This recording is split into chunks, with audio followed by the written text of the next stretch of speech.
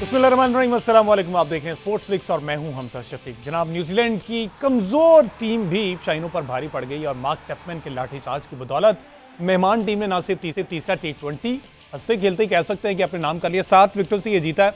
5 matches की series जो है वो 1-1 से बराबर कर दी है और पिंडी का लेग मुकम्मल हो गया है। अब लाहौर की तरफ रुख कर लिया है, टीम लाहौर पहुंच गई। शाहीन अफरीदी और नसीम शाह भी पिछले मैच में कुछ नहीं कर पाया था। बाबर आजम ने T20 में ज्यादा रन करने का जो एजाज है बतौर कप्तान वो अपने नाम कर लिया और सबसे ज्यादा चौके लगाने वाले भी एशियाई बैटर बन गए हैं। पहले नंबर पर मेरे ख्याल पॉल स्टर्लिंग है, लेकिन एशिया में सबसे बड़े यही हैं। दूसरी जानिब आजम खान के बाद मोहम्मद रिजवान भी जो हैं वो इंजरी मसाइल का शिकार हो गए, हैमस्ट्रिंग इंजरी उन्हें, और वो सीरीज से ही बाहर हो गए। लाइक जो अगले 2 मैचेस हैं वो नहीं खेलेंगे। तो वर्ल्ड कप से कबल कौमी टीम की फिटनेस के मसाइल भी जो हैं वो भी अब सामने आते जा रहे हैं। हमने इससे पहले देखा हारिस रऊफ थे, फिर आजम खान थे, अब इनकी खबर भी आ गई रिजवान की। ये क्या सूरत हाल बनती है? फॉर्मर कैप्टन सलमान भट्ट साहब हमारे साथ स्टूडियो में मौजूद हैं, उन्हीं कहते हैं welcome to the show. Bhatt साहब वालेकुम अस्सलाम। इसी मैच से तीसरे T20 से ही आ जाते हैं जी, उसके बाद इंजरीज के मसाइल हम करते हैं। क्या बना समझते हैं आप? 178 इनफ था? देखिए, आई थिंक पर्सनली कि पाकिस्तान की टीम एटलीस्ट 25 to 30 रन अच्छा शॉर्ट थी एटलीस्ट। उसकी वजह यह है कि जब मैच खत्म हुआ तो न्यूजीलैंड के 3 विकेट गिरे हुए थे और अभी 10 गेंदों का खेल बाकी था। बिल्कुल। तो जिस सिचुएशन में ये टीम है, तो अगर हम अपने स्किपर की बात माने तो वो कह रहे थे कि 10 रन हम शॉर्ट थे, तो 10 बॉलें भी बाकी थी, 7 विकेटें भी हाथ में थी, और जिस तरह उन्होंने आखिरी 50 स्कोर किया है तो उस तरह तो आपके 20 रन भी कम होने थे। ठीक है, तो मेरा नहीं ख्याल, मैं यहाँ पे उनसे डिसएग्री करता हूँ। मेरे ख्याल में यहाँ पर आपके 25-30 रन कम थे। और अगर हम अपनी बैटिंग को एनालाइज करें कि कहाँ वो जो 25-30 रन की मैं बात कर रहा हूँ वो कहाँ पे हमें वो कमी आई है, तो हमारे जो टॉप 3 बैटर्स हैं तीनों ने सेट होके आउट हुए। बिल्कुल। अगर बाबर आजम है ना तो 29 गेंदों में 30 समथिंग। हाँ जी। अगर रिजवान है वो खैर अनफिट हुए, लेकिन वो भी कोई जितने बॉल खेले थे 21 बॉलों पे 22। साइम अयूब ने भी कोई 20 समथिंग बॉलों में 22 पे 32।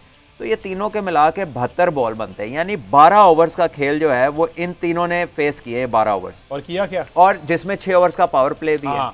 और ये 3 दुनिया के वो प्लेयर हैं, 2 बाबर और रिजवान, जो 2-2 3-3 दफ़ा नंबर 1 ICC रैंकिंग में T20 के हो चुके, और हम इसको बोस्ट भी करते हैं बीइंग अ पाकिस्तानी। और साइम हमारा जो है ना, कह लें कि एक अपकमिंग राइजिंग स्टार। 72 गेंदों में अगर तीनों ने 91 रन करने हैं तो फिर I am sorry, this is not good enough against a team जिसमें 2-4 के अलावा सारे नामालूम अफराद हैं, यानी कि वो यंगस्टर्स हैं। बिल्कुल, डोंट टेक मी रॉन्ग, वो बिल्कुल इनएक्सपीरियंस है। और आपके मुकाबले में तो वो कह लीजिए कि वो तो फर्स्ट टाइमर्स हैं, वो डेब्यू एक दूसरे को वो कैप्स बांट रहे हैं कि यार अच्छा गुड लक, तुम्हारा पहला मैच है, तुम्हारा पहला मैच है। अगेंस्ट देम 72 गेंदें 91 रन। यहाँ पर 72 गेंदें अगर आपने खेली हैं तो आपके 125 रन होने चाहिए। तो अगर वो हम गिने तो आप 40 समथिंग रन लैग करते हैं, और आपके ये 3 प्लेयर ही ये पहले 12 ओवर एवरेज 210 रन की है पिंडी क्रिकेट स्टेडियम में। जी हाँ, जहाँ पर PSL में 260 भी बनता है और सेफ नहीं होता। बिल्कुल ऐसे ही है। तो वहाँ पर अगर हम 170 और 80 के बीच में रहेंगे तो देखिए फिर एक प्लेयर की बारी लगनी होती है इस टोटल को चेज करने के लिए। एक अच्छी पार्टनरशिप चाहिए होती है, और वही हुआ। चैपमैन जो है, ये पिछले टूर पे भी जब पाकिस्तान आए थे, पिंडी में ही इन्होंने तब भी मैच जितवाया था। इनके ज़्यादातर रन पाकिस्तान के खिलाफ हैं। पाकिस्तान का कोई बॉलिंग में, फील्ड सेटिंग में ऐसा प्लान नज़र नहीं आया कि उनके स्कोरिंग एरियाज को ब्लॉक किया हो या वो कहीं पर फंसे हों। देखें, हम बातें करते हैं बड़ी being a data driven side, और डाटा से हम आखिज करते हैं कि कौन कहाँ पर वीक है, कहाँ पर स्ट्रॉन्ग है। उसका बेसिक काम तो ये है। ये तो काम नहीं है कि सिर्फ लोगों की प्रीवियस इन्फॉर्मेशन इकट्ठी करके बताना कि एनु सेलेक्ट कर लो, एनु ना करो, ये स्लो है, ये तेज़ है, फ्लां टाइम पे इसका स्ट्राइक रेट अच्छा है, पावर प्ले में इसका अच्छा है। ये पार्ट एंड पार्सल है उस इन्फॉर्मेशन का। लेकिन the most important thing is कि जिससे आपका मैच है उसके खिलाफ आप क्या बेहतरीन कर सकते हो ताकि आपकी टीम को फायदा हो। बिल्कुल। तो against a newcomer if you don't have a plan, और at least it didn't seem like, I am sure हो सकता है कोई बात हुई होगी, लेकिन नजर कुछ नहीं आया। फाइन लेग ऊपर है तो नसीम शाह शुरू कर रहे हैं अपना स्पेल बाउंसर से, और पिछले ओवर में शाहीन को 18 हुआ है, तो आप सही लाइन पे बॉलिंग शुरू करें। शाहीन है वो पॉइंट थर्ड मैन ऊपर रख के तो पॉइंट पे वो चौके खा रहे हैं। ठीक है, और नसीम शाह को 2 बाउंड्रियां और 1 छक्का लगा है। फाइन लेग के ऊपर से एक टॉप एज गया, एक स्टैंडो में छक्का गया और एक इनसाइड एज होके। तो आई एम सॉरी, ना आपकी bowling up to the mark थी, ना आपकी बैटिंग एक्सपेक्टेशन के खिलाफ मतलब एक्सपेक्टेशन के मुताबिक खेली। और फिर कई जगह मैंने ये बात सुनी हमारे कुछ फैंस की तरफ से कि यार ये देखें अगर आमिर होता तो यार फॉर गॉड सेक वो क्या क्या कह सकते हैं, अगर बोल्ट होता, अगर विलियमसन होता, उनके 15 बंदे नहीं है, एक चैपमैन ने बारी ली है बस। और ये वही चैपमैन है जो पिछले साल भी खेलता रहा 5 मैच में 290। और हमारे Shaheen most experience out of this lot, Naseem Shah, आप कहते हैं कि आपके कैप्टन कहते हैं कि बुमराह की जगह हो तो मैं ये चूज करूं which is blown out of proportion. ऐसी बातें आपको नहीं करनी चाहिए। आप कहें कि पाकिस्तान के बेहतरीन बॉलर हैं, आपको ज़रूरत नहीं है। शादाब चैंपियंस ट्रॉफी से पहले के पाकिस्तान टीम में और लगातार खेल रहे हैं और वाइस कप्तान भी हैं। अबरार, मैं बॉलिंग की बात कर रहा हूँ, अब्बास इनमें रिलेटिवली न्यू है, तो आपके तो सारा एक्सपीरियंस मौजूद था। बाबर भी खेल रहे थे, रिजवान भी खेल रहे थे, इफ्तिखार भी खेल रहे थे, तो आप तो 8-9 प्लेयर खेल रहे थे सीजन, और उनकी टीम में सिर्फ 1-2 प्लेयर थे। ब्रेसवेल भी कोई रेगुलर मेंबर नहीं है, तो मेरा नहीं ख्याल कि हमारी ऐसी बिल्कुल अच्छा नहीं खेले। इस पे मजीद भी हमसे गलतियां हुई, हमें उनको कवर करने की जरूरत है। मान लेना चाहिए कि गलतियां हुई। अच्छा, चैपमैन की बात की, उससे पहले डाटा एनालिस्ट की बात की कि डेटा ड्रिवन टीम है, डेटा एनालिस्ट बैठे हुए हैं, लेकिन मार्क चैपमैन बार बार मैं इसलिए कह रहा हूँ कि 5 मैचेस 290 रन, 1 सेंचुरी, 150, हम किसी को टारगेट नहीं कर रहे। लेकिन अगर कोई बंदा किसी खास काम के लिए एज अ स्पेशलिस्ट बैठा है तो उसका प्रायोरिटी का काम है वो ये है कि भाई सामने वाली टीम के खिलाफ प्लान क्या आपका, वो प्लान कोई नजर नहीं आया। कहीं नहीं लगा कि आपने थ्रेट भी किया हो विकेट लेने का। चैपमैन का एक कैच छूटा है, वो भी उसने खुद ऑफ स्टंप के बाहर से स्वीप मारी और वो टॉप है जो के शॉर्ट फाइन पे, तो कैच तो साइम अयूब का भी सीधा छूटा है उनके कीपर से, ठीक है। तो वो अपने कैच छूटे का फायदा नहीं उठा सके, लेकिन उसने उठाया और उसने पूरा मैच खत्म किया। चैपमैन की बैटिंग बढ़ी है जी, बैटिंग जरा दिखाइएगा, क्योंकि पिछले साल भी जिस तरह से इन्होंने परफॉर्म किया था, इस साल भी इनके खिलाफ कोई हमारी तैयारी नहीं है। दिखाएं चैपमैन तो तकरीबन ग्राउंड के चारों तरफ ही खेला है, और बहुत कुछ तो बॉल ऐसे थे जो प्लेट में रख के दिए गए कि चैपमैन साहब ये ले मारे, सिवाय हमजा एक रिवर्स स्वीप के जो उन्होंने इब्रार को मारी, एक रिवर्स स्वीप के सिवाय सारी की सारी क्रिकेट शॉट्स हैं और बैट बॉल्स को शॉट मारे। कोई ऐसा नहीं है कि बड़े अच्छे बॉल को शाहीन ने ऑप्शन से बाहर किया, उन्होंने गाइड किया, पॉइंट और थर्ड मैन ऊपर था, चौका हो गया। शादाब ने फ्लाइट की, उसने निकल के सीधा छक्का मार दिया। इफ्तिखार ने गेंद किया, हल्का सा गेंद छोड़ा उन्होंने, उसको सीधा छक्का मार दिया। अबरार को जो फाइन लेग के ऊपर से मारे हैं वो तो गेंद ही, वो अगर वो ना मारता तो वाइड बॉल था, गंदे बॉलों पे हिटे मारी हैं। तो basically it was bad bowling rather than के चैपमैन बहुत अच्छा खेला, उसकी हम तारीफ करते हैं, उसने मैच जितवाया। टेम्परामेंट का टेस्ट था against a very experienced bowling lineup, लेकिन हमने वो बॉलिंग नहीं की जो कि एक्सपीरियंस बॉलर्स को करनी चाहिए। ये उसमें ज़्यादातर बैड बॉलिंग थी, अपनी जो फील्ड थी उससे हट के बॉलिंग थी, यानी एग्जीक्यूशन नहीं हो रही थी प्लान्स की। तो आई गेस कि वी पेड द प्राइस, और अब हमारे लिए वेकअप कॉल है कि भाई बिल्कुल। अच्छा बट साहब, आपने एक्सपीरियंस की बात की कि एक्सपीरियंस पिछले मैच में, पहले मैच में, दूसरे में आमिर ने पहले ही ओवर में वेरिएशन, डिफरेंट वेरिएशन से स्लो वन भी किए, प्रॉपर बॉल भी किए, रीड करके बैटर को। इस मैच में हमें कोई भी नजर नहीं। शाहीन अफरीदी को इतना अरसा होगा खेलते हुए, लेकिन अभी तक वो चीज़ कुछ नहीं। स्लो वन करते हैं लेकिन सिचुएशन के अकॉर्डिंग नहीं करते, ऐसा मुझे लगता है। एग्री करते हैं? मेरा ख्याल है कि हमारे यंगस्टर्स अनप्रेडिक्टेबल होने के चक्कर में बहुत प्रेडिक्टेबल हो गए, यानी कि जो उन्होंने करना है वो करना ही करना है, उन्होंने स्लोअर वन करना ही करना है, चाहे जरूरत हो ना हो। चाहे अच्छी बॉल एक जगह से 2 दफा बीट कर लें तो तीसरी दफा उसको खुद ही तब्दील कर देते हैं। ऐसे ही है। या अगर कोई बैट्समैन थोड़ा सा एक रिस्क ले ले, क्योंकि T20 में अगर कोई अच्छी लाइन पे कर रहा हो तो एज अ बैटर आपको थोड़ा सा रिस्क लेना पड़ता है कि निकल के मार दी, कोई आगे पीछे होकर कोई शॉट क्रिएट कर लिया, लेकिन इसका मतलब हरगिज ये नहीं है कि बॉलर अपनी अच्छी लाइन छोड़ दे। लेकिन हमने ये देखा कि हमारे खिलाफ जब चार्ज किया गया तो हम अपनी लाइनों से हट गए। तो ये वो चीज़ है जो मैच्योरिटी पे आपकी फिर सवालात आते हैं, और फिर हम कहते हैं कि जी आप पुराने प्लेयरों को क्यों ले आए। वो इसलिए ले आए क्योंकि आप उस लेवल पे नहीं पहुंच सके अभी तक। ऐसे ही है। तो जब तक अगर हम नए प्लेयर्स जो आने वाले हैं या जो पिछले रिसेंट हिस्ट्री में खेल रहे हैं वो अगर इतने अच्छे हो जाएं और वो मैच विनर हो जाएं, तो फिर क्या ख्याल है, आप कौन लेकर आएगा पुराने प्लेयर्स को वापस? ठीक है जी, डिस्कशन हमारी जारी है। एक शॉर्ट ब्रेक शामिल, ब्रेक के बाद वापस आते हैं, कंटिन्यू करते हैं अपने गुफ्तगू को। स्टे विद अस।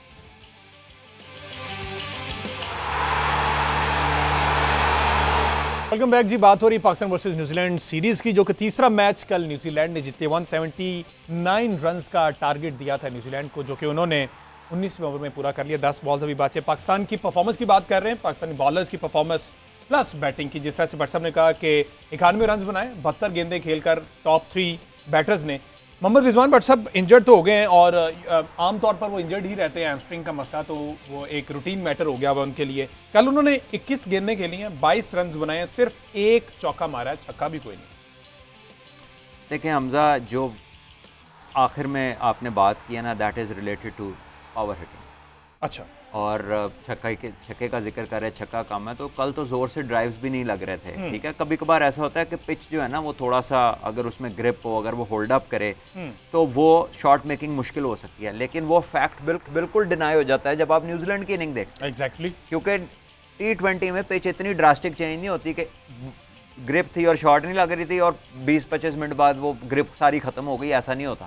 ठीक है ना, इतनी जल्दी नहीं ऐसा हो सकता।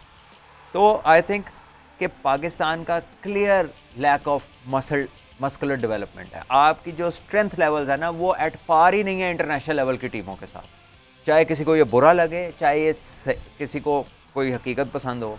फैक्ट यही है कि you are not at par in terms of power training, in terms of muscular development of your players.